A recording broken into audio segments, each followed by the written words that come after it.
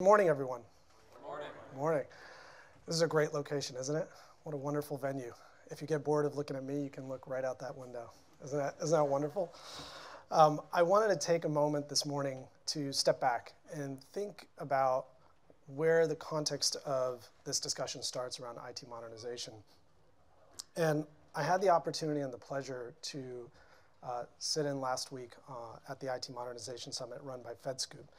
And I had the opportunity to hear Suzette Kern, the US CIO, speak about their agenda. And I thought what was interesting as she started the conversation about IT modernization and the president's management agenda was she started with the goals and outcomes of what they wanted to achieve. The goal to deliver excellent customer service and be great stewards of taxpayer money. And I thought for the first time, and I haven't been around public sector a lot, but this is the first time I've heard the words customer service and stewards of taxpayer money. This was a fantastic, eye-opening experience for me to hear how user-focused the government is becoming, how user-focused our agencies are becoming, how we're looking at user-first design.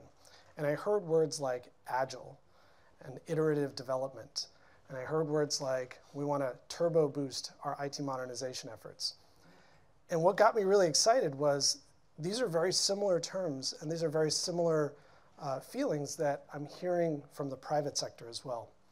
And so for one of the first times in my career across IT over the last 20, 25 years, I'm starting to hear commonalities in how we talk about a user-first approach to IT. We're no longer focused on, can we build this infrastructure? We're no longer focused on, can we deploy this server? We're talking about, what does the user want? What do they need? How do we provide that capability?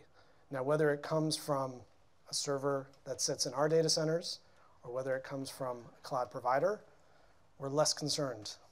Now, there are concerns. We should all be concerned where that data goes and where it sits.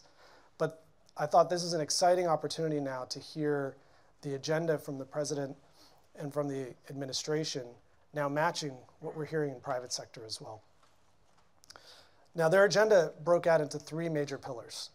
The first around IT modernization, and I think we can all agree that's a pretty common theme across private and public sector as well. It's great to see us now thinking about how do we accelerate IT modernization? How do we take advantage of the new technologies and new capabilities out there? How do we ensure a user-first design and approach to what we're doing? The second was around data accountability and transparency. I think we could spend days talking about that. We're not going to spend too much energy here talking about it, but if you've been watching the news, you probably know how important this is. And then workforce transformation. The workforce transformation piece actually resonated quite well with me. I think one of the things I think we're all starting to see is that in order to now provide the services we want to provide as IT professionals, we have to think differently about the types of training, the types of expertise that we have and that we train other professionals with in the IT industry. Is it enough to know how to install an operating system or rack and stack a server? Is it enough now to just be able to say, well, I'm just the middleware expert. This is the piece that I know. Now we're starting to see that these types of capabilities need to be augmented, right? We're talking about user design. We're talking about users first. We think from the user all the way back to the technology now. And so as the president's agenda thinks about workforce transformation, we in the IT industry have been thinking about this for a long time. We're constantly evolving the skill sets that we use and we train on. And so I think this is a great way for us to now experience what's going to happen with the rest of the public sector. So we're going to spend our time today focused around IT modernization and two of the key attributes that they laid out in the president's agenda: cloud migration and stronger cybersecurity. Let's take a quick poll. Who here has a cloud migration strategy? Nobody? Come on. I see some hands going up. Okay. I'd be willing to bet that there are some level of cloud services used in almost every agency, in almost every department, even without your knowledge at times. Fair bet? Anybody disagree? I think it's a fair bet to say we're starting to see the adoption of cloud technologies en masse. And whether that be for software as a service capabilities, or whether it's infrastructure capabilities, or somewhere in between, I think we're starting to see the migration to cloud for many of the service offerings that we provide today. And I think what's amazing to see is how we're progressing, how quickly we're progressing to determining what applications, what workloads we can take to the cloud. And so cloud migration strategies are becoming one of the top concerns for every CIO.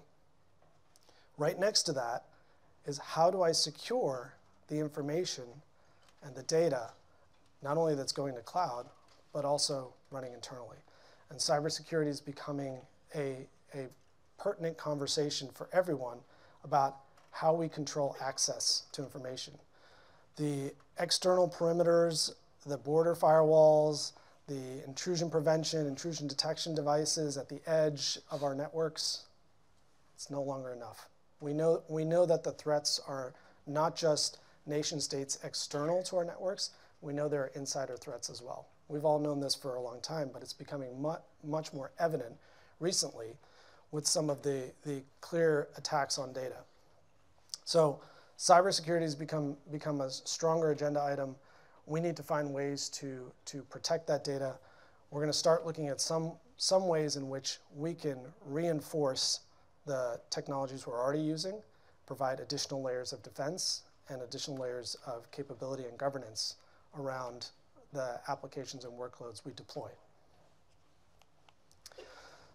So we also asked you, what's on your mind? So we heard from the president's agenda. We know the 3 pillars there. We know that's what they're focused on. We asked many of you, 60% of you are still new in learning Docker, which is great. We're going to learn a little bit more today, so we'll all learn that together. We asked you what's top of mind for you. And this is what you came back with. Now, these stats blew me away, actually, to be honest. DevOps, I think that one I kind of expected, right? We're hearing the focus around faster development times, less friction in the development process, faster iterations, being more user-centered. DevOps certainly translates to that. That's a set of skills and capabilities that we think are important. Container strategy, though, came up as your number 2 item. Why? Well, you're all here, so obviously it's a skewed audience, but as I thought about it, it obviously started to make a lot of sense. So as I've been in the container industry now for about 3.5 years, as I looked at all of the next priorities, it started to all click. Cloud migration strategies.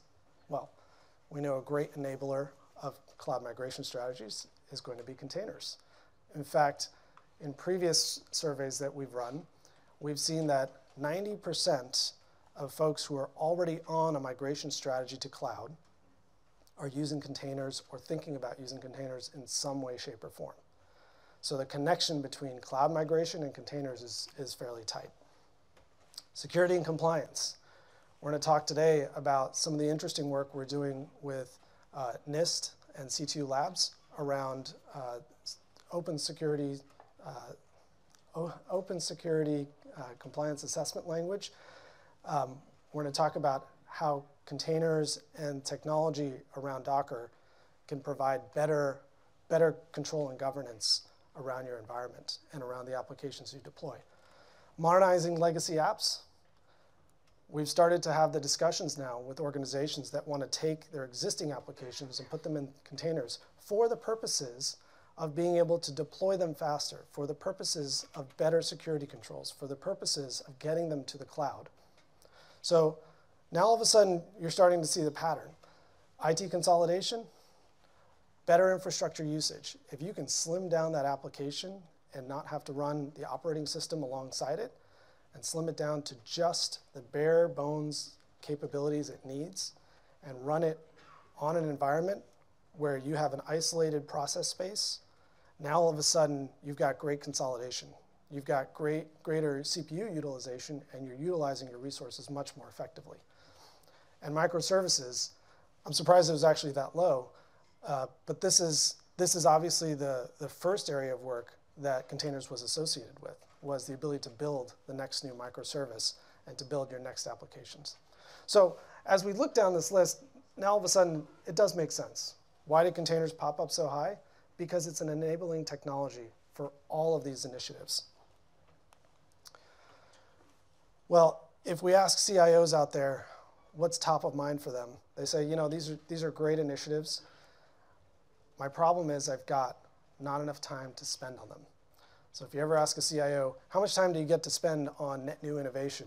Right? We always say 80-20, right? You're 80% of the time you're spending on maintenance and 20% you're spending on innovation. If you actually ask a CIO how much time they get to spend on innovation, they'll tell you it's closer to like 1. It's really 99 to 1.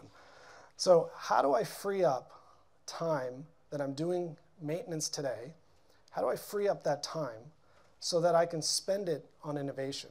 Because the less time I do patching, upgrading, deploying, the more time I can get my folks spending on net new capabilities and net new innovation. Demands are increasing every day. We think we're in a period of strong growth in the economy. We're going to see businesses trying to expand what they do. And as they get more user-focused, they're going to want to collaborate and create many more applications. We've got more silos than ever. Whether you're running Windows, Linux, virtualized infrastructure, cloud services, now you've got more silos to deal with. And each of those silos has a different runbook, has a different set of operations, has a different governance style, has a different set of security controls. So that's becoming harder and harder to manage.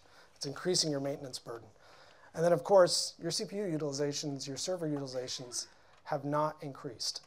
So even though we're utilizing all the technologies we can, we're jamming more on those same servers, we're not seeing utilization increase. And so we can squeeze more out of our infrastructure, and we can spend less on infrastructure and actually spend more on development and deployment. So we have a number of initiatives stalled as a result of this, and every CIO we talk to is saying, we're behind. We're behind on the initiatives we want to be accelerating on. And so the question is, well, you know, what is the root cause here? What's been creating all of this friction and burden for maintenance? Well, a lot of it comes from the complexity of the environment.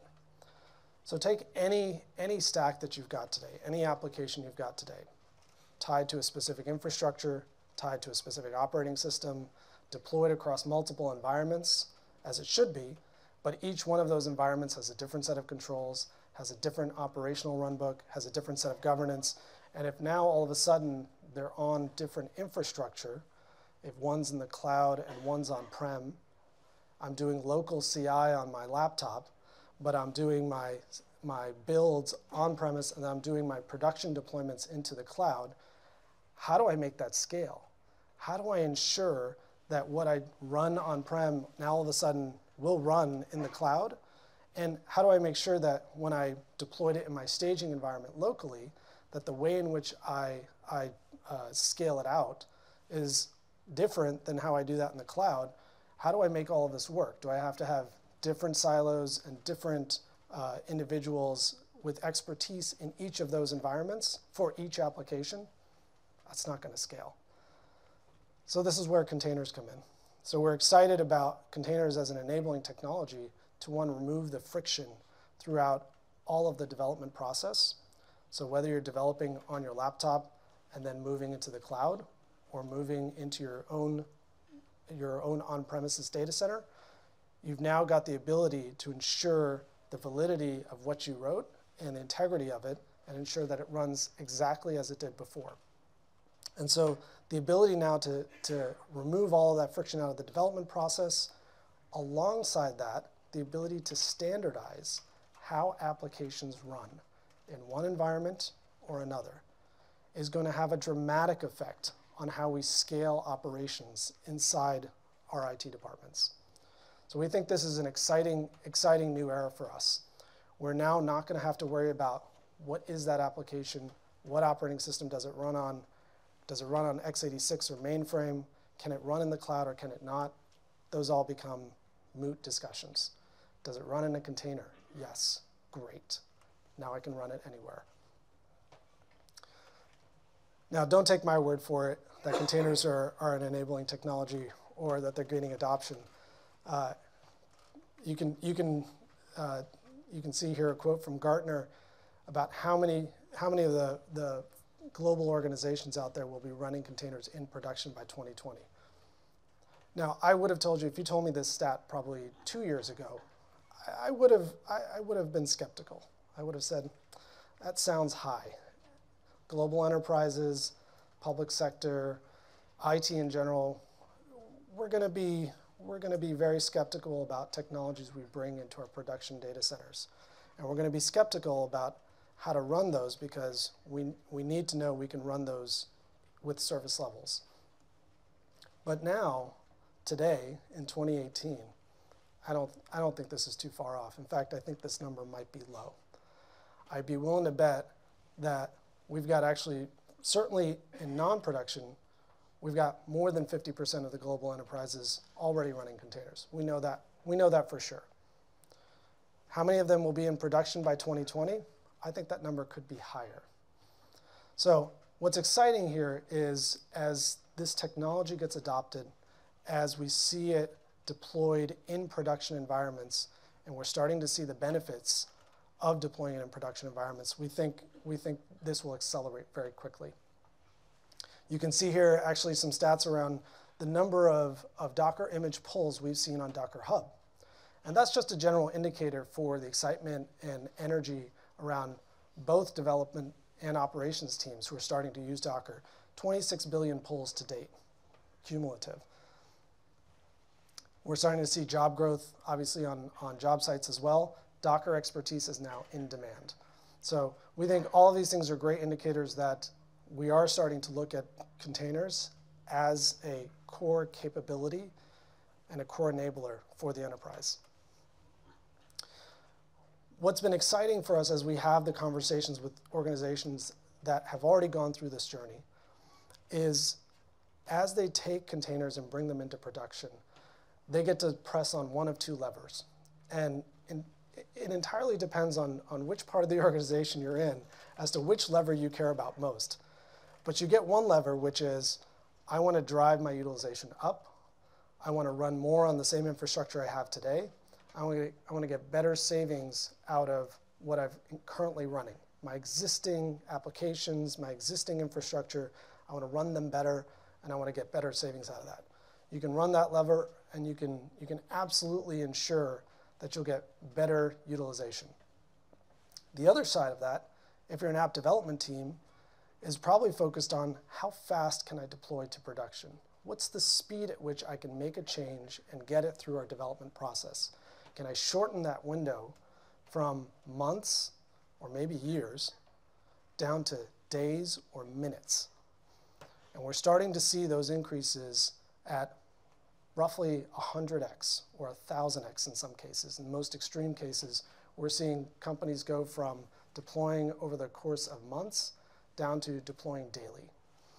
These are dramatic shifts in how you measure the value of what you're getting out of the platform, but you get both.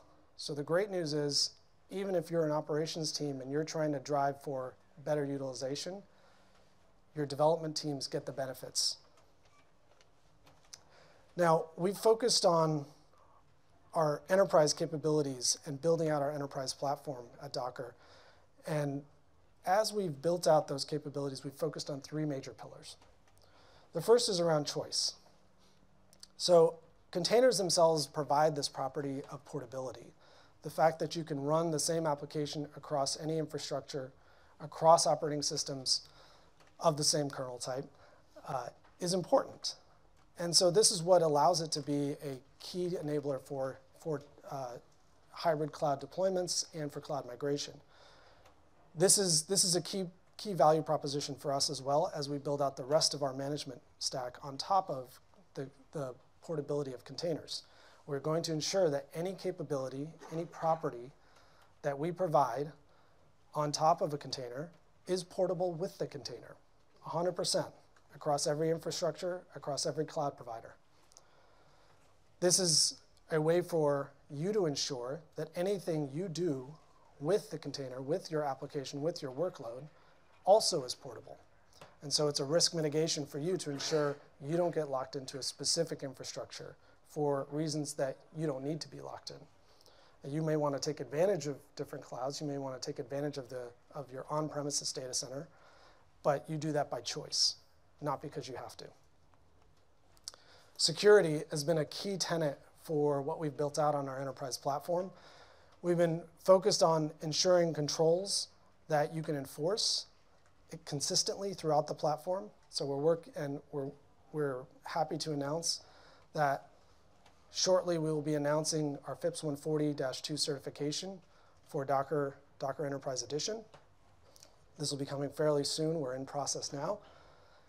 And our second really exciting announcement is in cooperation with NIST and C2 Labs. We've been working on the OSCAL standard, and we're going to be implementing OSCAL as a part of our container platform, as a part of our Enterprise Edition, to ensure that you can run consistently every application with the same controls and ensure enforcement of those security controls, along with the ability to audit those controls in an ongoing basis. You'll hear more about this today in one of our follow-on sessions. Again, with this increased focus around cybersecurity, we need to make sure that these workloads can be audited and can be governed appropriately. So we're going to continue to spend time in this area and build out those capabilities. Lastly, around agility. As we talked about, one of the great enabling capabilities for container, or one of the ways in which containers can enable you is by helping you deploy faster. And so we're focused on ensuring standardization of how containers run. We're ensuring that applications that get deployed in containers can do so can be run consistently, can be scaled consistently, can be patched consistently. No more having to worry about what's in the container or what's in the virtual machine to ensure that you run it the same way. Now you can run it consistently irrespective of what application or what framework you use in that container. So the dev to ops consistency is going to take out all the friction in the development lifecycle, and then the container and all of the capabilities we bring around it will ensure that you can scale to deploy more applications of varying types. And this is true not just for today's applications. So I want to make sure we provide you this capability not just for what you've got today in your application, in your real estate around applications, but for tomorrow's applications as well. So as we look to provide these same capabilities for existing applications and traditional apps, we're also ensuring that these same things can be applied to the next set of applications around big data or serverless or edge devices. So the Docker platform, as we see it, extends beyond just providing capabilities inside the data center. It now extends all the way to the edge of the data center and even to devices that may be running out on public networks and any application that they may be running. So these same values, these same principles can apply very easily to other workloads as well. So we're very excited to continue our work with Docker Enterprise Edition and continue to add support for additional workloads. We think all of these will help you accelerate the priorities that you have today. One of these 6 priorities is probably on your agenda somewhere, whether it's modernizing an existing application suite, whether it's trying to move to the cloud for specific workloads or take advantage of specific cloud provider capabilities, whether it's reducing your data center expenses and increasing the utilization of your existing infrastructure, whether you want to deploy faster, increase your speed and time and throughput for your application development process, modernize that supply chain so that it's simpler and much more automated, or secure your software distribution all the way out to your edge, to your remote offices, and even out to devices on the edge.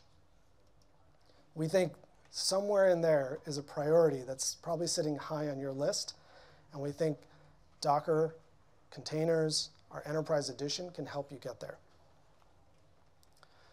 And what we promise you is you won't be the first to try it. We've got over 400 customers that we've gone down this journey with. So you won't be the first, we promise you that. We've learned the methodologies, we've learned what works, we learned what didn't work. We've productized those, we've put those down on paper, and now we have a very clear understanding of how to get the next agency, the next customer, the next business unit across the line using this capability successfully and using it for one of those strategic priorities.